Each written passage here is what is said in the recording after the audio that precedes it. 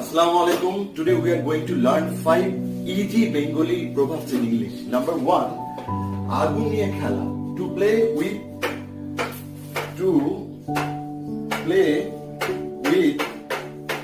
fire. আগুন নিয়ে খেলা। 18 মাসে বছর, তার মানে এটা হবে tardiness, 18 মাসে বছর।